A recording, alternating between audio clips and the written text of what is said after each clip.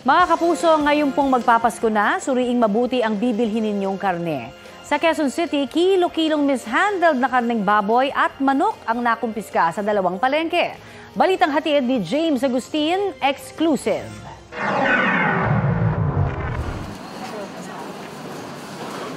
Sa isinagawang inspeksyon ng Quezon City Veterinary Department sa Balintawak Market, tumambad ang mga frozen meat na nakalagay sa improvised chiller pero walang takip ang mga ito. Agad itong kinumpiska ng mga otoridad.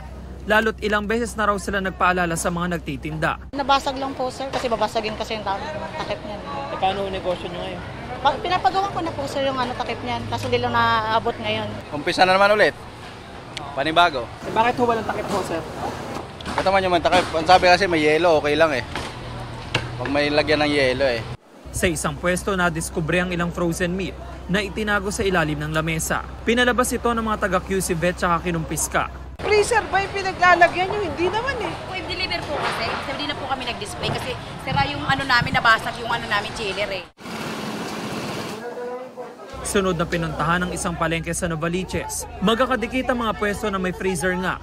May mga frozen meat pa rin na nakatiwangwang. Matagal na namin kayo pinagsasabihan yan. Pero paulit-ulit pa rin kayo. Kinumpiska ang mga panindang frozen meat sa 7 stall. Iniwalan po namin yan doon kasi may parating umorder na yung customer eh. May yelo po kasi sir sa ilalim, kala ko okay na po yun. Nagawa na po kami na order. Ayun, paano po, nagchatcha po siya ng order eh, kala po namin okay na yun. Umabot sa 210 kilos ng mishandled frozen meat ang nasabat ng mga otoridad sa dalawang palengke. Karamihan ay karneng baboy, pero may mga manok din. Dapat sa loob ng freezer nila nilalagay. Bawal yung umaapaw. Hindi talaga pwede sila sa ibabaw kasi hindi nila nare-reach yung tamang temperatura ng karne na para hindi magdulot ng foodborne illness. Ayon sa QC Vet, mapanganib kapag nakakain ng mishandled frozen meat ang sinuman. Pagka kumain ka ng ganyan na-expose sa contamination, lahat ng mga senyales ng pagsasakit ng tiyan, ng pagkasira dahil sa bakterya. Mas paigtingin daw ng mga otoridad ang kanilang inspeksyon sa mga palengke lalo na ngayong magpapasko. 11 stall owners ang na-issue ng citation ticket para sa paglabag sa Quezon City Veterinary Code, Food Safety Act at Sanitation Code of the Philippines. Ang mga nakumpiska namang mishandled frozen meat dinala sa condemnation pit sa Payatas. James Agustin, nagbabalita para sa GMA Integrated News. Ihahatid po namin mamaya-maya ang nasabat na mga kilo-kilong cara beef o yung karneho ng kalabaw. Makakapanayam din po natin ang National Meat Inspection Service para alamin kung saan nga ba dinadala yung mga nasasabat po na karne. Samantala, bukod po sa mishandled meat, may nasabat din sa Quezon City na mahigit 4,000 kilong cara beef o karne po ng kalabaw na galing naman sa hindi otorisadong katayan ng National Meat Inspection Service. Balitang hatid ni James Agustin. Ibabagsak na sana sa ilang pwesto sa Balintawak Market ang kilo-kilong local cara beef o karne ng kalabaw nang masabat na mga tauhan ng National Meat Inspection Service, Department of Agriculture at Philippine Coast Guard. Hindi raw kasi ito galing sa otorisadong katayan ng NMIS o ng lokal na pamahalaan kaya tinuturing itong hot meat. Nakatanggap ng reklamo ang mga otoridad kaya nagsagawa sila ng 2 linggong surveillance. Kung titingnan mo ito, mabahaw na. So we suspect na pag nung kinate ito, nag-undergo ng flooding. Ibig sabihin, pinapainom ng tubig. So pinapainom ng tubig para bumigat, para lumaki yung kita nila, which is nalalagay sa alanganin yung meat safety. Ang nasabat na karne aabot sa 4,538 kilos. Katumbas yan ng 12 kinatay na kalabaw. Sa kabuuan, nagkakalaga ang mga ito na mahigit sa 1.4 million pesos. Dahil hindi dumaan sa tamang inspeksyon, maaari raw makasama ito sa kalusugan ng sino mang makakakain nito. Ang possible na pwede mangyari, sir, is food poisoning, magsusuka. So pwede mag-cause ng pagkamatay dahil sa dehydration or ibang komplikado, particularly yung mga immunocompromised na mga tao. Paglilinaw ng NMIS, hindi naman bawal ang pagbebenta ng local cara beef sa mga palengke basta't galing sa otorisadong slaughterhouse. Dapat may dokumento na galing sa NMIS or local na otorisadong magdala ng karne, nakasakay sa otorisadong sasakyan ng NMIS or ng LGU,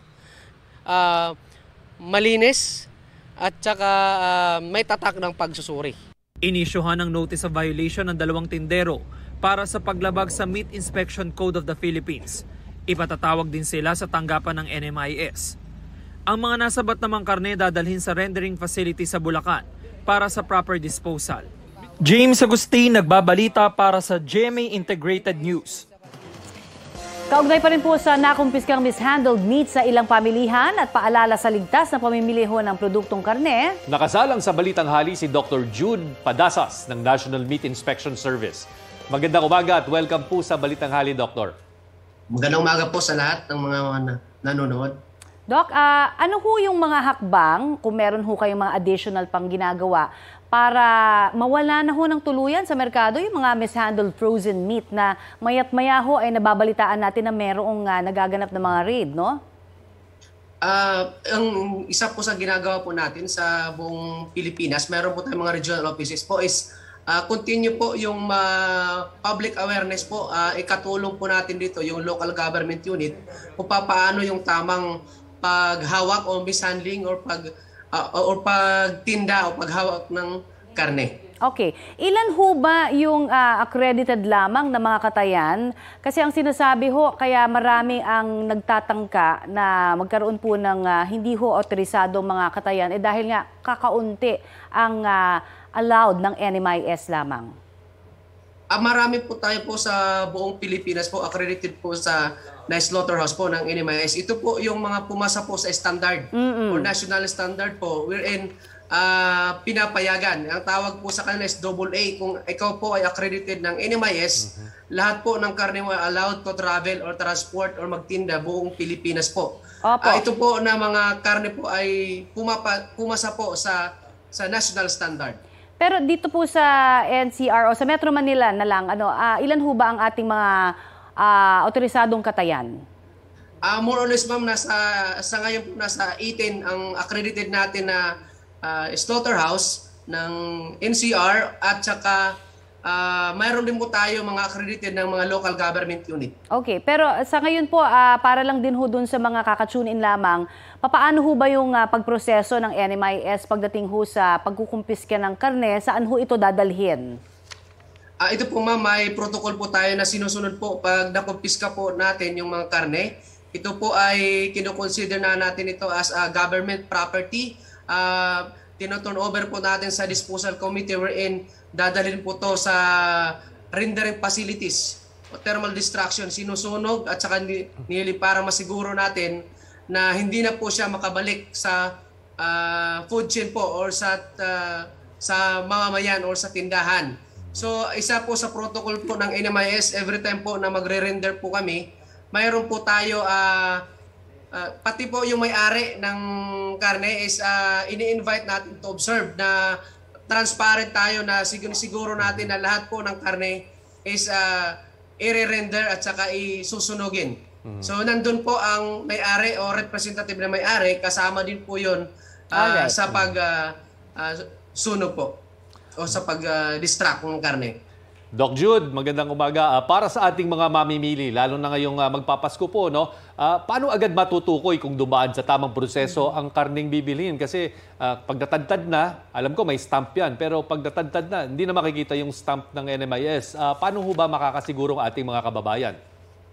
Ang sa atin po, ang tawag natin yung kung halimbawa sinasabi namin may MIC o Meat Inspection Certificate na nakasabit po, ay isa po sa sinasabi natin dapat makikita po yan sa mga tindahan, nakasabit po yan na MIC, maliban doon sa tatak ng pag-usuri. Pangatlo po is dapat paganahin po natin yung tinatawag natin na 5 senses, wherein pag nakita natin na mabahaw na, pang-amoy natin, so alam natin na kontaminado na yung kulay, at saka yung pang-anim na sinasabi natin is yung common sense. So pag nakita mo na masyadong mura yung karne, at saka makita natin na kahina-hinala, so wag na tayo bumili.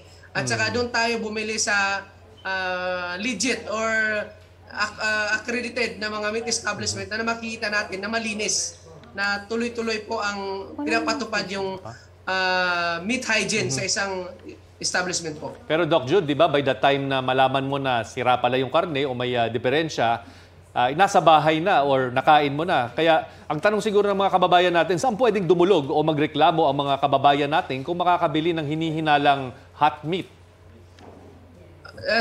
Pwede po kayo dumulog po sa National Meat Inspection Service. So sa NCR, mayroon tayo Regional Operation Center. And sa mga region po natin sa buong Pilipinas, mayroon po tayo mga Consumers Protection Unit wherein tumatanggap tayo ng complaint. Maliban pa doon po, yung mga local government natin, yung counterpart natin, malaking tulong po.